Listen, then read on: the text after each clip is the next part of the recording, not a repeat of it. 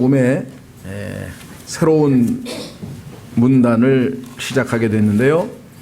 누가복음 초기 예수 그리스도의 탄생과 관련된 말씀이 나왔었고요.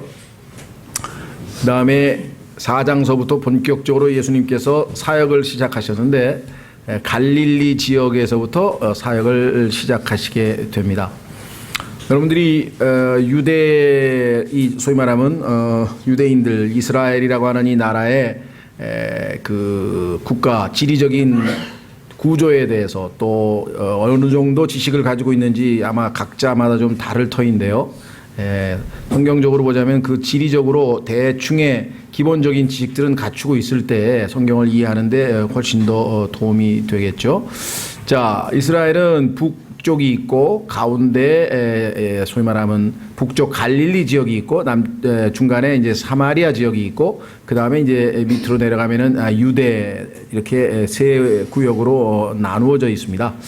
그래서 이 사마리아라고 하는 지역은 아시다시피 구약 성경에 보면 이스라엘 백성들이 출애굽 이후에 사사 시대를 거치면서 많은 타락을 했고 또 우상 숭배에 젖었고 그래서 결국은 하나님께서 왕정 시대 즉 사울과 그 다음에 아시는 것처럼 다윗 그 다음에 사울 다음에 다윗 그 다음에 솔로몬 그 뒤에 두 왕국으로 북왕국과 남왕국으로 이 분열이 돼서 북왕국 10지파 그다음에 남왕국의 유다와 베냐민을 필두로 한 두 지파 이렇게 해서 북왕국은 이스라엘 왕국이라고 불렀고 남왕국은 유다 왕국이라고 불렀는데 그 북왕국 이스라엘 지역 중에서 그것이 BC 711년경에 하나님께서 아시리아라고 하는 나라에 의해서 이제 소위 말하는 멸망을 당하게 됩니다. 북왕국이 먼저. 왜냐하면 북왕국은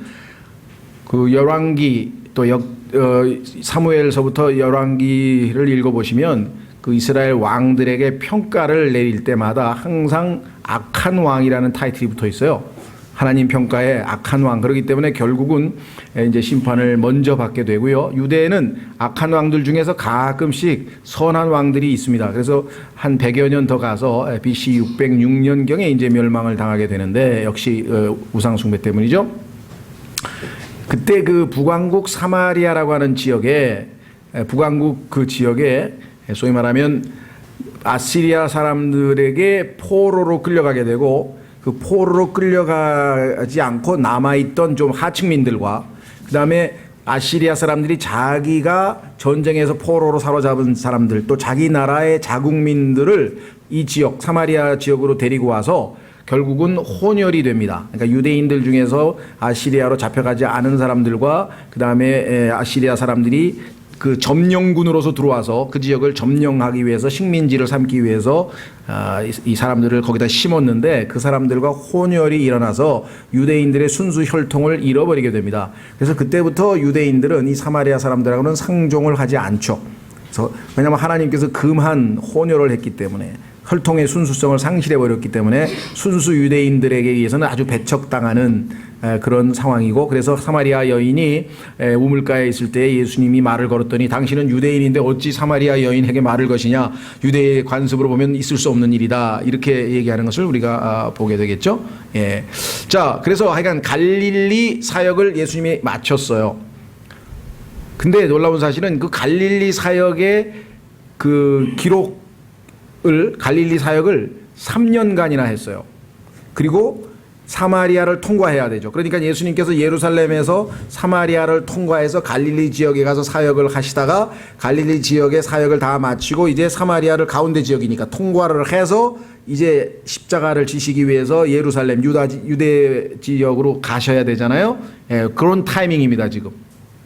그런 상황을 좀 염두에 두시는데 놀라운 사실은 누가복음이 24장으로 되어 있는데 9장 50절까지가 3년간의 기록을 해놨다면 할애했다면 9장 51절부터 나머지 유대 사역은 6개월간의 짧은 기간인데도 훨씬 분량을 많이 할애하고 있다는 것이에요. 그러니까 성경은 정말 하나님께서 무엇을 중시하시는지 이런 것들을 우리가 이런 것들을 통해서 좀 확인해 볼 수가 있겠죠. 자, 그래서 이런 배경을 여러분들이 좀 염두에 두시고 누가복음 9장에 드디어 이제 예수님께서 하나님께서 자신을 부르시는 그 상황을 인식하시고 아주 확고한 의지를 보이시면서 십자가를 향해 나아가시는 길입니다. 그래서 여기서부터는 계속 방향이 예루살렘이에요. 도착, 초점이 데스티네이션, 최종 목적지가 예루살렘에서 항상 예루살렘으로 올라간다. 예루살렘이란 말이 중간중간에 자주 반복되어 나와요. 초점을 안 잃지 마시고 자, 9장 51절. 9장 51절. 그분께서 위로 올려져서 영접받으실 때가 이름에 참 놀랍죠? 우리는 그분이 이제 하나님께서 그분을 이제 부르시는데 문제는 그 올려지기 전에 뭐가 필요합니까? 낮아짐이 필요하시죠. 항상 성경에 보면은 낮아짐이 있어야 그 다음에 올려짐이 있는 것이죠. 그래서 그분은 낮아지시기 위해서 십자가로 가셨고 십자가에서 저 지옥 지하 깊은 곳으로 낮은 곳으로 내려갔다라고 성경에 써 있죠. 한번 확인해 보겠습니다. 에베소서 4장.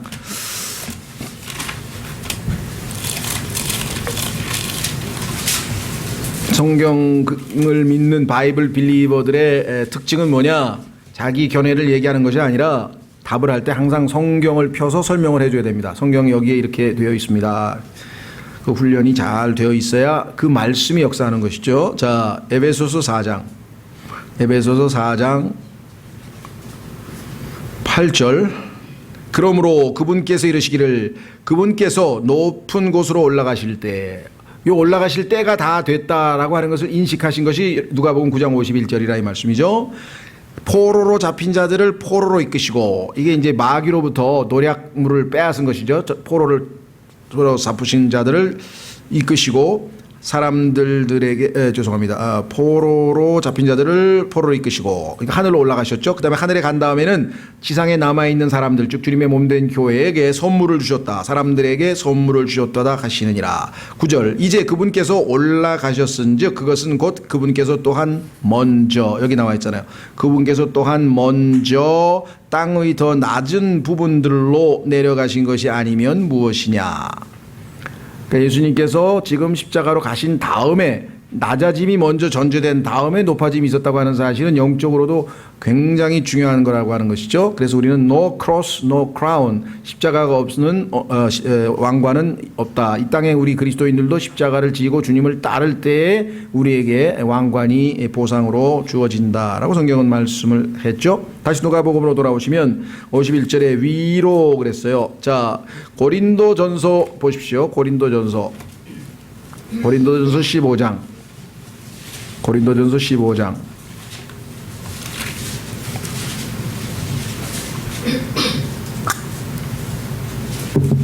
45절. 고린도전서 15장 45절. 그러므로 기록된 바 첫사람 아담은 살아있는 혼이 되었더라 함과 같이 이 살아있는 혼이 되었더라라고 하는 것이 창세기 2장 7절이죠. 그런데 이거를 갖다 생명이 됐다고 그렇게 번역을 하니까 정말 앞뒤가 안 맞는 얘기가 되죠. 살아있는 혼이 되었다라 함과 같이 마지막 아담은 예수 그리스도는 살려주는 영이 되셨느니라. 이분은 부활하시면서 살려주는 영이 되셔서 이제 이 영을 받아들이면 다 살잖아요. 다 생명을 얻고 다 구원을 받게 되는 역사가 일어나죠. 그렇죠? 예. 자, 그런데 46절. 그러나 영에 속한 것이 첫째가 아니요 본성에 속한 것이 첫째며. 첫째 아담이 먼저 나오고 마지막으로 예수님이 오셨다 그랬죠. 첫째며 그 뒤에 영에 속한 것이니라 예수님.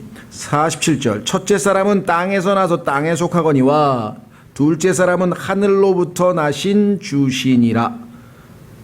그러니까 그분이 원래 있던 하늘로 돌아가실 때가 됐다 이 말이죠. 누가복음 9장은 위로 영접받으신다는 얘기는 원래 계셨던 곳으로 임무를 다 마치셨으니까 다 이루었다라고 하신 그 말씀대로 하나님께서 맡기신 책무를 다 마치시고 이제 올라가실 때가 됐다라고 하는 것을 아시고 그러나 그분 앞에는 지금 올라가는 게 먼저가 아니라 내려감이 먼저 있다는 사실을 그러니까 내려가면서 그 예수 그리스도를 대적하려고 하는 마귀와 일전을 벌려야 되는데 그렇죠?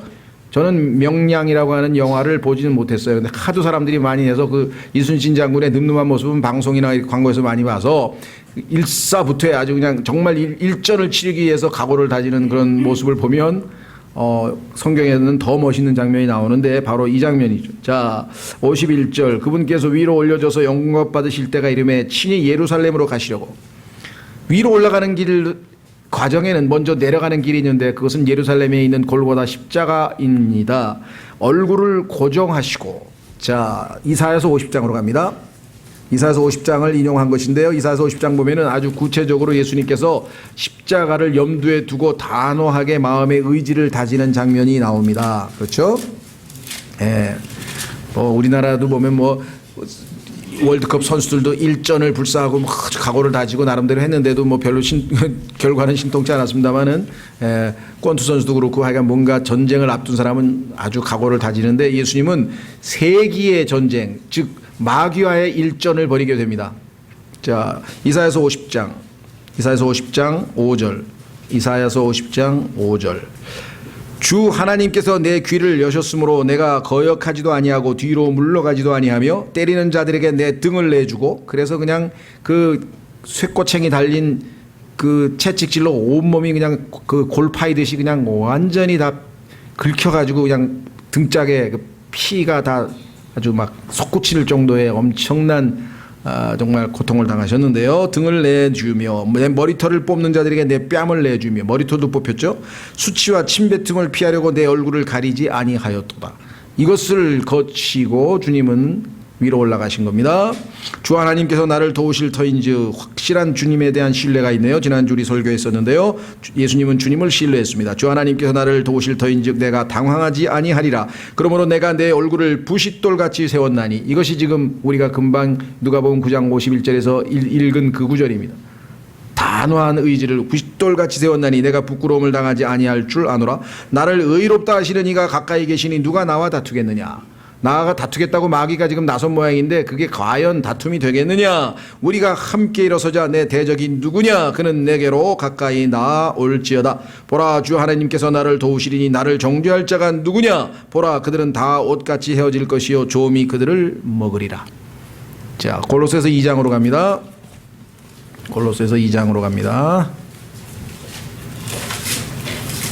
예수 그리스도께서 세기의 결전에서 명량은 배가 13척 가고 130척 가고 싸운 정도지만요.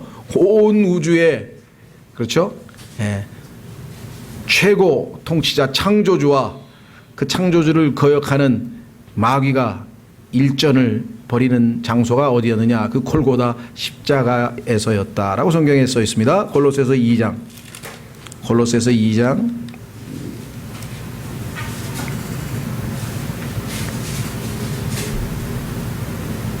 찾으셨습니까? 예, 예수님께서 이제 십자가에 달리신 모습을 이렇게 얘기를 했네요. 12절부터 너희가 침례 안에서 그분과 함께 묻혔고 그분을 죽은 자들로부터 살리신 하나님의 활동에 대한 믿음을 통해 침례 안에서 또한 그분과 함께 일어났느니라. 또 너희의 죄들과 너희 육체의 무할례 가운데서 죽었던 너희를 하나님께서 그분과 함께 살리시고 너희의 모든 범법을 용서하셨으며 우리를 대적하고 우리를 반대하던 규례들을 손으로 기록한 것, 율법이죠. 그것을 지우시고 그것을 길에서 치우사 그분의 십자가에 못 박으셨으며. 예수 그리스도께서 율법의 정죄를 당하실 때 율법도 예수님과 함께 십자가에 못 박혀버렸다. 15절 정사들과 권능들을 벗기사. 그때 그들의 모든 것을 다 노략질, 그들의 권능과 그들의 모든 것을 다 빼앗아 버리셨어요. 예수님께서 십자가에서. 그 정사들과 권능들을 벗기사 십자가 안에서 그들을 이기시고 공공연히 그들을 구경거리로 삼으셨느니라. 전쟁에서 분명히 이기셨다고 되어 있죠. 그리고 만천하의 예수님의 승리를 선포하셔서 그들을 구경거리로 삼으셨다.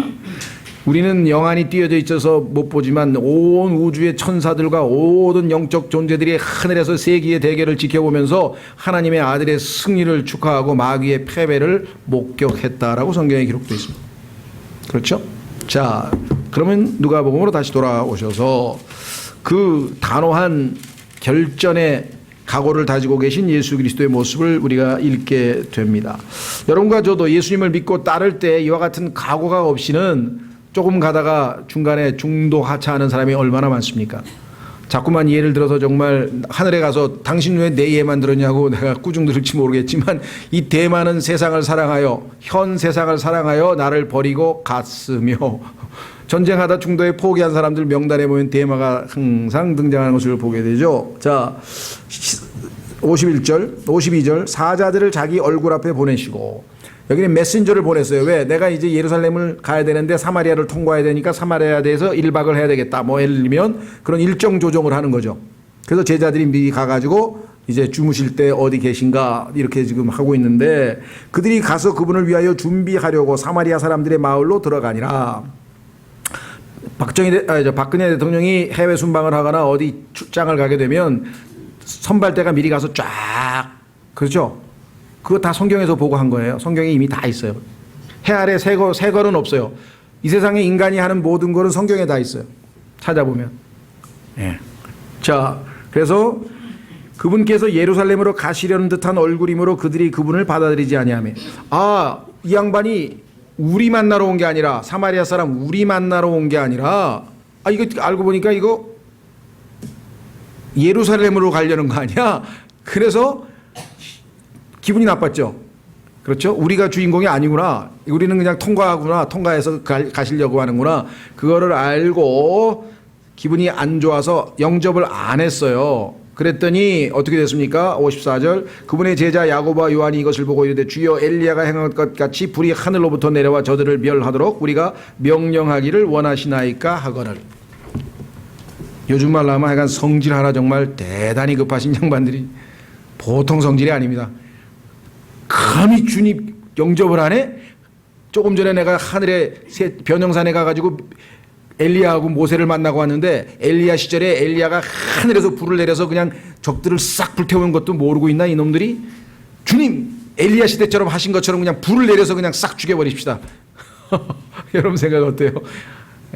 하여간 정말 아주 이 야고보와 요한이 엄청나게 대단한 성깔이 있는 사람인데 나중에 이 요한은 아주 사랑의 사도로 바뀌어가지고 아주 뭐 놀라운 변신을 하게 됩니다. 요한 1서 2서 3서를 보면 어떻게 사람이 바뀌어도 이렇게 바뀔까 싶을 정도가 됐죠. 예. 자, 사실 성경에 보면요, 뭐 역사로 봐도 그렇고 뭔가 크게 일을 하는 사람들 보면 다 성깔 있는 사람들이에요. 바울도 보면은요, 사도행전 23장에서 보면은 대제사장이 뭐라 그러니까 이 회칠한 무덤아 하면서 너희가 율법을 어기고 나를 치라하느냐 하면서 그냥 막 성경을 들이대면서 그냥 막 속된 말로 입닥치라고 소리를 지른 거예요. 그냥 불의를 못 참는 사람이에요. 이 그 바울도 보면요. 그래서 베드로도 그렇잖아요. 막 흥분하면서 그냥 칵칵 뽑아가지고 큰 머리를 귀를 자르고 막 이런 일 하는 거 보면 다 뭔가 큰 일을 일하는 사람 대부분 좀 다혈질인데 문제는 그걸 스스로 컨트롤해야 영적으로 성숙하는 거고 그걸 컨트롤 못하면 이제 일을 그리치는 사람도 엄청 많죠. 그렇죠? 예, 그 자신의 성질을 다스리지 못해서 아예 그 일을 그르치고 망친 사람도 역사상에 많은 것을 알 수 있습니다. 그래서 주님께서 여기서 이들은 이렇게 주님의 꾸중을 듣네요. 이렇게 말씀을 하셨어요. 주께서 55절 그분께서 돌아서서 그들을 꾸짖으시며 이르시되 너희가 어떤 영에 속해 있는지 너희가 알지 못하는도다. 왜? 나는 온유의 영으로 사람을 구원하러 왔는데 너는 지금 이렇게 거칠게 사람을 죽이려고 하는 잘못된 영을 가지고 있구나. 그래서 56절 사람의 아들은 사람들의 생명을 멸하러 오지 아니하고 구원하러 왔느니라. 그런데 너는 멸하려고 하느냐? 여기 있는 사람들 싹 다 죽여버리면 어떻게 되냐 하시니라. 그들이 다른 마을로 가니라. 자, 욥기 26장으로 가면 거기에도 비슷한 말씀이 나와요. 그것은 뭐냐? 우리가 입을 열 때 우리 입에서 어떤 영이 나갈 것이냐? 세 가지 영이 나갈 수가 있습니다. 짐승의 영은 우리에게도 나가지 않겠죠. 왜? 우리에게는 짐승의 영이 없으니까 당연히. 그러나 우리 안에 계신 성령님께서 나가실 수가 있고 우리 안에서 우리를 속이고자 역사하는 우리의 육체를 통제하고 있는 장악하고 있는 마귀의 영이 나갈 수가 있고 그 다음에 인간으로서의 내 영이 나갈 수가 있겠죠. 자, 26장.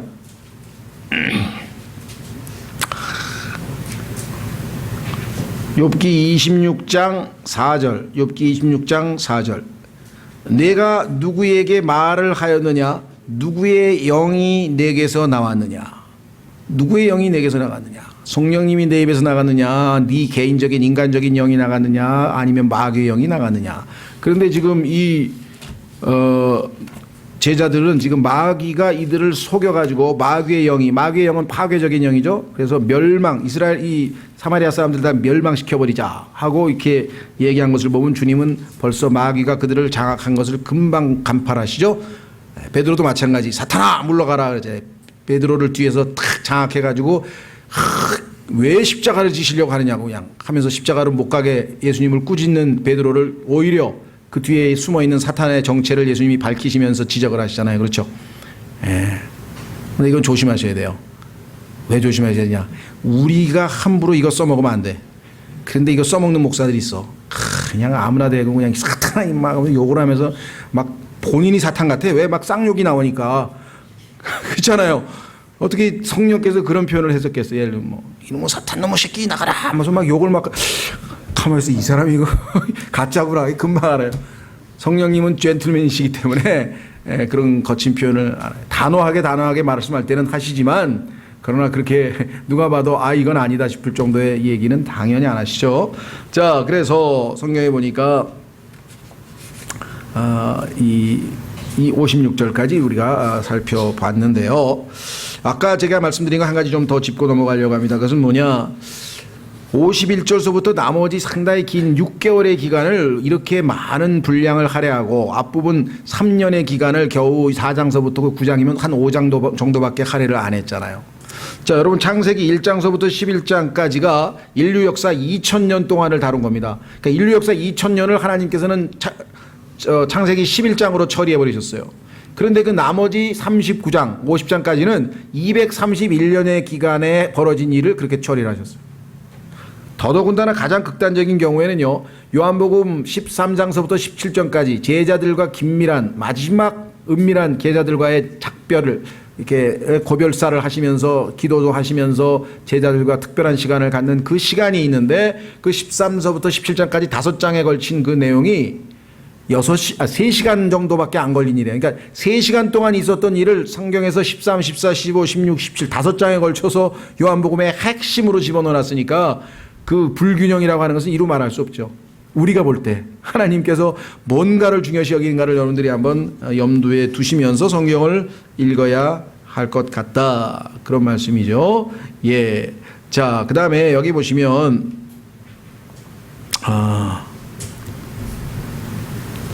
아까 그 불이 하늘에서부터 내려와 이렇게 얘기를 했는데 이런 것을 보고 예수님께서 이 제자들에게 별명을 붙여주셨어요. 그 별명이 뭐냐면 천둥의 아들들이야. 저 천둥의 아들들 얼마나 그냥 천둥같이 벼락 이 소리를 잘 질렀는지 천둥의 아들들이란 이름이 붙어 있어요. 예수님께서 마가복음 3장에 보면 예수님께서 상당히 유머러스 하신 분이십니다. 그래서 그 누구죠? 헤롯에 대해서도 그 여우에게 가서 잘 얘기해라. 여우라 그랬어. 왜? 우리도 그렇죠. 저 여우 같은 놈.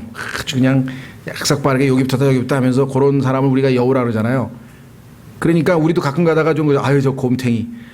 그거 유머예요. 그러니까 그거 가지고 아주 왜 그러냐고 그러죠. 그래도 유머를 유머로 받아들일 줄 알아요. 예수님께서도 다 적당한 유머가 필요한 거죠. 그렇죠?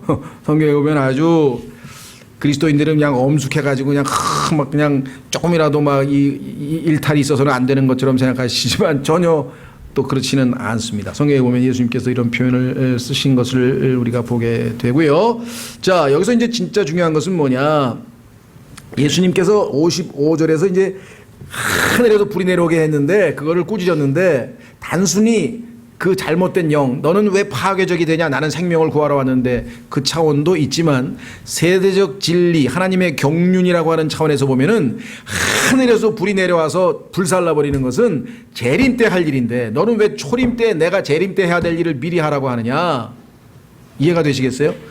마태복음과 누가복음 4장에서 우리가 봤던 예수 그리스도의 시험 때도 마귀도 어떻게 했어요? 하늘에서 말이야 천사처럼 내려오면 다 당신 땅에 발이 닿지 않도록 받을 거 아니냐. 그리고 이 돌을 빵이 되게 하라. 이거 다 예수님이 재림 때 하실 기적이에요.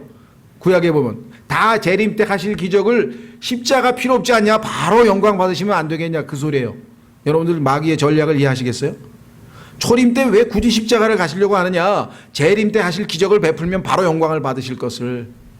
그러나 그것은 예수님에게는 해당되는지 모르지만 그럼 우리의 구속은 어떻게 되냐. 우리의 구원은 어떻게 되냐. 예수님이 안 죽으시면 이해가 되시겠어요? 예수님은 우리를 사랑하시기 때문에 굳이 이 고통이라고 하는 이 십자가를 통과해야만, 그래서 우리도 그분과 그분의 그러니까 영광과 함께 구원을 받게 하기 위해서 그렇게 써 있잖아요. 그분의 영광에 함께 동참할 수 있는 길은 그분이 십자가에서 우리의 죄값을 다 청산하시는 길밖에 없다는 것이에요.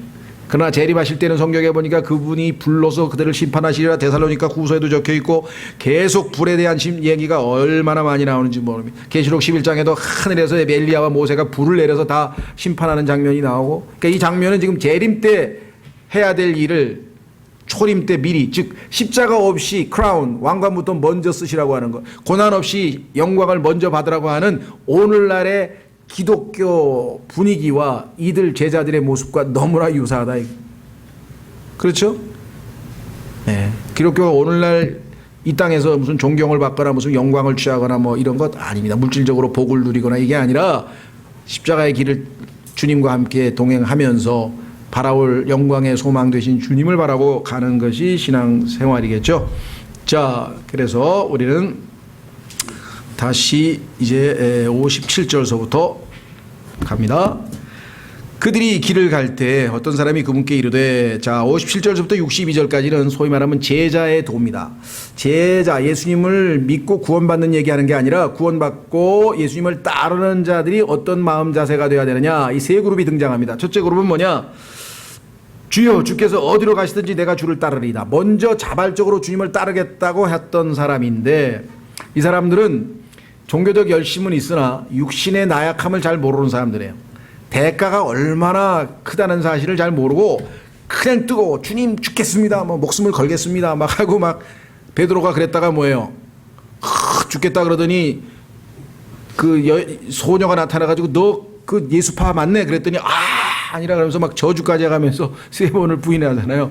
그런 나약한 육신에 대해서 인식을 잘 못한 사람들은 덤벙덤벙 뭐 헌신하겠다 그러고 하나님 뭐 10억을 헌금하겠습니다. 무슨 10억을 헌금을 해? 10원도 없으면서 돈 한 푼도 없는데 믿음으로 한다는 거예요. 그런 어처구니 없는 일들도 많이 저지르는 사람들이 있어요. 자, 그래서 예수님께서는 네가 대가를 정확하게 알고 58절 예수님께서 그에게 이르시되 여우도 굴이 있고 동중에 새도 보금자리가 있으되 사람의 아들은 머리 둘 것이 없도다. 이런 고난을 나와 함께 가겠느냐, 정말 나를 따르겠느냐, 다시 한번 묻고 계신 거죠. 예, 그래서 저도 흥분해가지고 헌신하겠다는 사람 말려요. 제가 그러지 말고 다시 한번 잘 생각해보라. 진짜 결정한 거, 진짜 이건 그냥 엉성하게 갈 길이 아니니까 뭐 걸핏하면 주여 뭐 무슨 뭐 어디 막 몽골 선교사로 뭐 헌신했습니다, 뭐 어디 선신했습니다. 성경을 하나도 모르는 사람이 무슨 선교를 하러 가. 하루에 10시간씩 성경 공부해서 성경에 능통하시라고 그러면 하나님이 그 불쌍히 여기셔서 몽골을 보내든 어디를 보내든 보낼 테니까. 그런 상태로 어딜 가냐고 당신. 예. 전부터 옆에 있는 분들은 선교의 열정에 막 뜨겁게 불타는 사람의 불을 왜 끄시냐고, 또 뭐라, 불 끄나 마나 뭘 알아야 가지. 말씀의 사역을 하는데 말씀을 모르는 사람이, 아니 전쟁에 나가는데 칼을 들고 가는데 칼을 어떻게 쓰는지도 모르는데 어떻게 가냐고, 칼만 들고 가면 되는 거냐. 자, 그래서 예수님께서 얘기해요. 자, 여우도 굴이 있고, 이 폭소홀이란 말을 혹시 들어보셨나요? 참호. 영어에 보면요, 군대에서 전쟁할 때 참호할 때 그 폭소홀이란 말 써요. 이 성경에 나오는 얘기인데, 보면은 사람들은 뭣도 모르고 성경에 나와 있는 용어들을 자기도 모르게 사용하는 경우가 상당히 많이 있습니다. 여러분들 요즘에 사람들이 좋아하는 맥주, 비어, 성경에 나오는 것 아시는지 모르겠어요. 한번 확인해 볼까요? 민수기 21장 16절. 민수기 21장 16절. 아마 하늘나라에 가면 깜짝 놀랄 사람들 많을 거예요. 왜? 자기도 모르게 하루에 성경에 나와 있는 하나님 말씀을 막 수십 번 내대어서, 그래서 성경에 써 있잖아요. 로마서에 뭐라 그랬습니까? 말씀이 내 입에 있다 그랬죠. 말씀이 내 입에 있고. 사람들 중에는요, 자기도 모르게 뭐 쉽게 얘기하면 오마이 갓부터 시작해가지고 뭐 대한민국 국회는 거듭나야 된다는 사람도 있고 뭐 천벌을 받을 놈이라고 하는, 성경에 있는 말 다 갖다 쓰는 거예요. 그 중에 하나는 이 맥주 보세요. 민수기 21장 16절. 그들이 거기서 부엘로 갔는데, 이 비얼이라고 하는 단어가 바로 지명 이름인데요. beer, B-E-E-R, beer. 그 다음에 그 지역에서 샘물이 솟아나왔어요. 부엘세바라 그러죠. 부엘세바. 그래서 성경에 나오는 것은 생명수를 얘기하는데, 이 사람들은 맥주를 마셔야 생명이, 마귀의 생명이 동하나 어쩌나 이건 모르겠는데 거기다 갖다 붙였어요. 그 다음에 성경에 뭐 하이웨이도 민수기 20장 17절 바로 옆에 보세요. 그거 찾아보세요. 민수기 20장 17절에 보면은 하이웨이란 대로라 그러죠. 왕의 대로란 말이 나오죠. 예. 민수기 20장 20. 이와 같이 사람들은 자기도 모르는 사이에 성경의 용어를 많이 쓰고 있습니다. 나중에 요거는 또 이제 관심 있는 사람들은 제가 영어로 된 책잘 하나 이렇게 소개해 줄 테니까 한번 뭐 관심 있으시면 말씀하시고요. 자, 그 다음에 두 번째 그룹을 보겠습니다. 첫 번째는 자발적으로 하겠다 그러면서도 이제 사실은 진정성이 부족한 사람이고요. 대가를 계산 안 했으니까. 두 번째 사람은 뭐냐? 또 다른 사람에게 요번에는 자발적으로 먼저 얘기한 게 아니라 예수님께서 먼저 초청을 하셨어요. 나를 따르라. 방법이 다르죠? 두 번째 대상은 나를 따라 하시거늘 그가 이르되 주여 먼저 내가 가서 내 아버지를 장사진에게 허락하옵소서 하니 예수님께서 그에게 이르시되 죽은 자들이 자기들의 죽은 자들을 장사진에게 하고 너는 가서 하나님의 왕국을 선포하라 하시니라. 너에게 더 중요한 거는 하나님의 왕국을 선포하는 거야. 증인으로서의 삶을 사는 거야. 죽은 사람은 죽은 사람들이 알아서 할 거야. 그러니 우리는 이제 에베소서 2장 1절에서 죄와 허물로 죽었던 우리를 너희를 그리스도께서 살리셨다는 표현을 통해서 영적인 죽음이라는 사실을 잘 알고 있죠. 죄와 허물로 죽었던 사람들이, 즉 구원받지 못하고 죄와 허물로 죽어있는 사람들이 육체적으로 죽은 사람을 장사진에게 내버려두고 너는 이 죄와 허물로 죽은 사람들을 살리고서 그들의 혼을 살리고서 구원을 주기 위해서 하나님의 왕국의 복음을 전해야 될 사람 아니냐, 이렇게 얘기를 했죠. 그렇죠? 그래서 생명 없는 일은 세상 사람들이 다 알아서 할 테니까 넌 신경 쓰지 말고 이렇게 지금 말씀을 하셨네요. 이 구절은 아주 재미있는 에피소드가 좀 담겨 있는 구절인데요. 실제로 지금 번역이 돼 나왔는지 안 나왔는지 잘 모르겠는데 책 제목은 한 의사의 이야기인가 아니면 의사의 고백인가 뭐 그런 책이 하나 있어요. 그건 뭐냐면 의사로서 자기가 복음을 전하면서 겪은 간증을 쓴 책입니다. 근데 상당히 희한한 이야기들이 많이 들어있어요. 좀 뭐랄까 아주 어떻게 보면 약간 신비스러운 그런 이야기들이 들어있어서 상당히 아주 베스트셀러 알려졌는데 번역이 됐는지 안 됐는지 저도 환영을 못해. 영어로는 있는데 거기에 보면 한 챕터에 보면 그런 얘기가 나와요. 이 사람이 의사입니다. 그러니까 그 장례식에 마지막 이제 참여를 자주 합니다. 그 앰뷸런스에다가 이제 시신을 싣고 가서 장례식장에서 장례를 예배를 드리고 그다음에 이제 그 묘지에다 공원 묘지에다가 이렇게 묻고 마지막 이렇게 하관 예배까지 드리고 뭐 이런 절차를 할 때 그 담당하는 의사예요. 그 여러 번 거기를 갔는데 상당히 한 뭐 20년 가까이 된 그 앰뷸런스 운전수가 있는데 다른 사람은 웬만하게 복음 전하면 다 구원을 시켰는데 자기가 이 사람은 난공불락이야. 아무리 전해도 요지부동이야. 복음을 안 받아들인 거야. 그래서 이제 자기에게는 미스테리야. 이 사람은 어떻게 해야 되나 기도만 하면서 왜 이렇게 마음이 완악할까 뭐 이러고 있었어요. 그냥 어느 날 장례식을 마치고 그날도 이제 예배 다 끝나고 돌아오는데 그냥 자기도 모르게 뭐 주님이 역사하셨겠죠. 자기도 모르게 성경에 보니까 예수님께서 죽은 자들이 자기들의 죽은 자들을 장사 지내게 하고 너는 가서 하나님의 왕국을 선포하라 이런 말씀이 있던데 들어본 적이 있나? 하고 자기도 모르게 그냥 가볍게 얘기를 했는데 갑자기 이 사람이 얼굴이 그냥 그렇게 질리더니 성경에는 그런 말은 없습니다 하고 막 단호하게 얘기를 하는 거예요. 반응이 하도 이상해가지고 무슨 소리야 하고 누가복음을 딱 펴서 여기서부터 다 읽었어요. 주여 먼저 내가 가서 내 아버지를 장사지에게 허락하옵소서 쭉 읽으면서 여기 봐 그대로 예수님이 하신 말씀이 있네. 죽은 자들이 자기들의 죽은 자들을 장사지에게 하고 너는 가서 하나님의 왕국을 선포하라 하시니라. 그러니까 이 사람은 이 말씀이 그냥 완전히 확 비수처럼 찍힌 거예요. 왜? 자기가 한 게 죽은 자로서 죽은 자들을 장사지는 일을 20년 동안 한 거 아니야. 그냥 성경에서 자기를 너무나 적나라하게 말씀의 조명이 쫙 비치니까 그냥 너무 놀래가지고 그러더니 거기서 고개를 푹 숙이더니 그러면 여기 앞에 죽은 자가 전해요. 딱 그러는 거예요. 어떻게 알았어? 네. 제가 예수님 오늘 믿겠습니다. 거기서 운전하다가 예수님을 영접을 한 거예요. 이렇게 사마리아 여인에게는 생명수 얘기를 해야 되고 왜? 그 여자는 관심이 물이니까.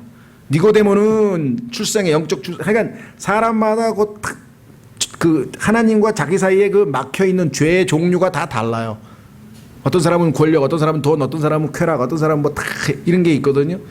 예수님은 그걸 다 알기 때문에 사마리아 여인에게는 생명수로 접근하고 이 도덕론자인 니고데모에게는 거듭남으로 접근하고 또 이런 사람에게는 죽은 자로 접근하고 이게 다 접근하는데 우리는 그렇게 진단을 내릴 수 있는 영적 분별력이 없어요. 우리는. 그래서 전도서에서 보면은 있는 대로 그냥 많이 뿌리라 이거야. 그냥 전도지도 막 기나론을 줬다 그냥 수십 종류 많은 종류로 다양하게 줘가지고 뭐 하나 걸려야 돼. 그죠? 제대로 조준을 하는 사람은 총 한 발로 3세를 쏴서 맞춥니다만은 그런 실력이 없는 사람은 산탄총을 쏘는 거예요. 그냥 수백 발을 빡 쏴가지고 그 중에 하나 맞으면 맞는 거야. 그죠? 한방에도 보면요 호방이라는 게 있고 잡방이라는 게 돼. 호방은 대단한 실력가야. 한번 딱 진단하고 이건 뭐 무슨 병이네. 한 첩 딱 잡수시라. 그럼 그 한 첩 딱 먹으면 그냥 바로 직방으로 치료가 되는 거예요. 그런데 엉성한 의사는 하면서 이게 이건가? 저 증상 같기도 하고 아니 모르겠네. 여러 개 섞어가지고 잡방으로 먹다 보면 어느 하나 걸리는 거야. 무슨 말 이해가 되셨어요? 근데 우리는 후자야. 그래서 성경에 써 있잖아요. 전도서에 빵들을 물 위에 뿌리라. 많이 뿌리라. 계속 뿌리라. 그러다 보면 싹이 나고 걸리는 게 있다는 것이에요. 예수님처럼 그냥 단번에 우리는 딱 찍어서 할 수는 우리는 없죠. 자 어쨌거나 하여간 이런 에피소드가 있는 재미있는 말씀인데요. 자 마지막 61절 또 다른 사람이 이르되 주여 내가 주를 따르겠나이다. 이 사람도 지금 첫 번째 그룹하고 비슷하네요. 자발적으로 따르겠다고 먼저 예수님의 초청이 아니라 먼저 따르겠다고 했는데 뒤에 뭐가 붙어 있어요? 많은 그랬네요. 따르겠나이다. 많은 먼저 할 일이 있대. 먼저 내가 가서 내 집에 있는 자들에게 작별을 고하게 하옵소서 하니 예수님께서 그에게 이르시되 손에 쟁기를 잡고 뒤를 돌아보는 자는 하나님의 왕국에 합당하지 아니하니라 하시니라. 따르려면 모든 걸 다 잊어버리고 그렇죠? 내가 먼저 너희는 먼저 하나님의 왕국과 그의 의를 구하라. 그럼 우선순위가 넌 잘못됐다. 우선순위가 잘못됐다. 그렇죠? 예. 그래서 그 유명한 joy라고 하는 표현이 영어에 Jesus first 예수님이 먼저 그 다음에 others 다른 사람이 second 두 번째 you 네 자신은 third 이렇게 되면 자동으로 joy 기쁨이 온다. 그래서 그 조이 선교라는 걸 단체도 이 선교 단체도 그렇게 해서 만들어 놨잖아요. 그렇죠? 그 원칙을 따라 우리는 살겠다. 그렇죠? 예. 근데 성근이는 조이 출신인데 별로 안 그런 것 같아 내가. 너 출신이 조이 출신인데 아무리 봐도 지저스 퍼스트 아닌가 하고 아더즈가 아니고 유 퍼스트 하는 것 같아. 네가 먼저 내가 먼저. 자, 그래서 우리는 이 예수 그리스도를 따라가는 제자로서의 우리가 가야 할 길이 무엇인지 우리가 이렇게 살펴보았습니다. 한 가지 참조할 것은요. 비슷한 것 같으면서도 약간 대조적인 게 있어요. 그것은 뭐냐면 엘리야와 엘리사인데요. 엘리야를 따라 나설 때 엘리사가 자기가 부모님과 한테 가서 좀 작별 좀 하겠다는 표현이 좀 나와요. 자, 그게 신약과는 어떤 대조를 이루는지 한번 살펴보고 마치겠습니다. 열왕기상 19장에 가보십시오. 열왕기상 19장에 가면은 오늘 예수님이 말씀하신 상황과 비슷한 상황이 벌어집니다. 열왕기상 19장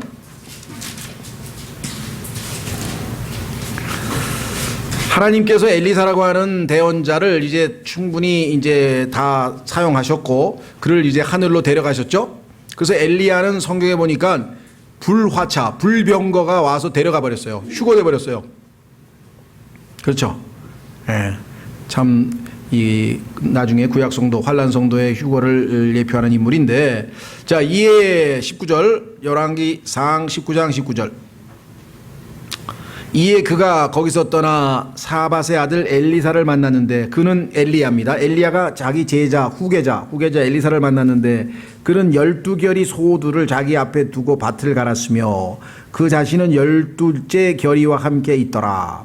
엘리야가 그의 곁을 지나가면 자기의 겉옷을 그 위에 던졌더니, 이 옷은 능력이 담겨져 있는 옷이었죠. 예.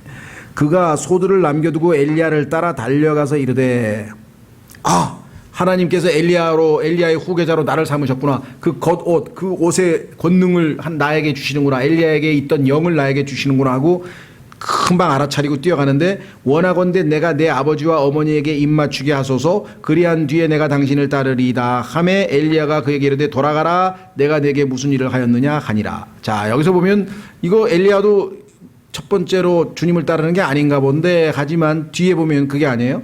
21절, 엘리사가 그를 떠나 돌아가서 한 결이의 소두를 취하여 잡고 소와 기구로 그것들의 고기를 삶아 백성에게 주니 그들이 그것을 먹으며, 이에 그가 일어나 엘리야를 따라가며 그를 섬겼더라.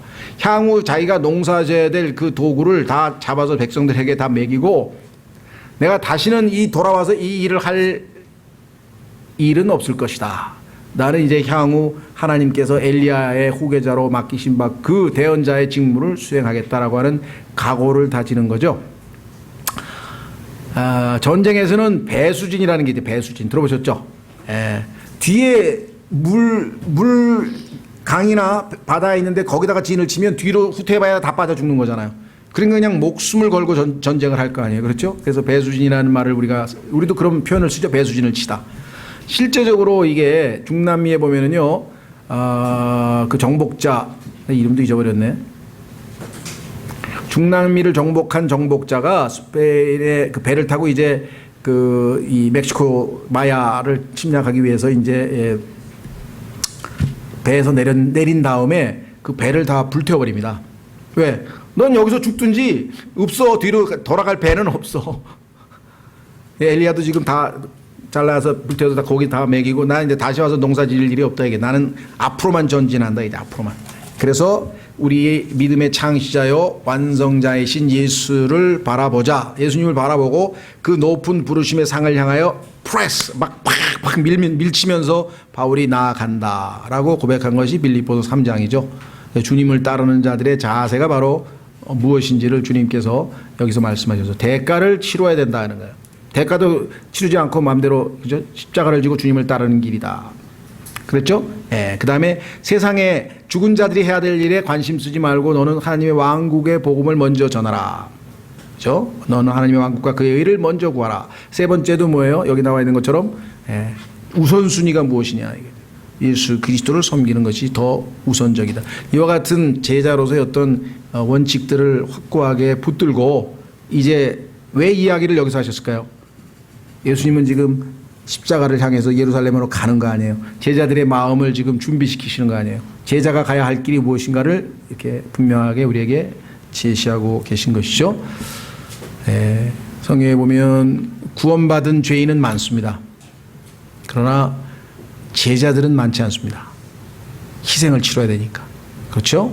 뿐만 아니라 크리스찬, 우리는 크리스찬이란 말을 쉽게 쓰죠. 왜냐하면 예수 믿는 사람들. 근데 성경에서는 예수 믿는 사람들을 크리스찬이란 말을 쓰는 게 아니에요. 성경에서는 크리스찬은요, Christ-like people이에요. 예수님처럼 닮은 사람들을 얘기할 때만 쓰는 용어예요. 그러니까 함부로 크리스찬만이란 말을 쓰는 게 아니에요. 성경적 의미로 볼 때 우리는 구원받은 사람들, saved people, 그리고 예수님을 따르는 자들, 제자. 이 과정에서 인격적으로 충분히 성숙했을 때 크리스천, 예수님을 닮은 사람들이 우리가 목표지. 그렇죠? 최종 목표는 예수 그리스도를 닮는 것이고, 그 일은 우리 안에서 선한 일을 시작하신 그분께서 이루신다고 해서 우리가 믿음으로 신뢰하며 따라가는 거지, 우리의 의지와 어떤 노력으로 되는 것은 아니죠. 그러나 확고부동한 의지와 믿음은 우리가 견지를 해야만 제자의 길을 갈 수 있지. 그렇지 않으면 그냥 구원받은 어떤 한 성도로서 그쳐 버리겠죠. 예, 오늘 참 누가복음을 통해서 우리의 마음을 새롭게 다지는 귀한 시간이 되셨을 텐데요. 이 말씀을 통해 주님을 진정한 마음 자세로 따르는 자가 될 수 있도록 다 같이 잠깐 기도하겠습니다.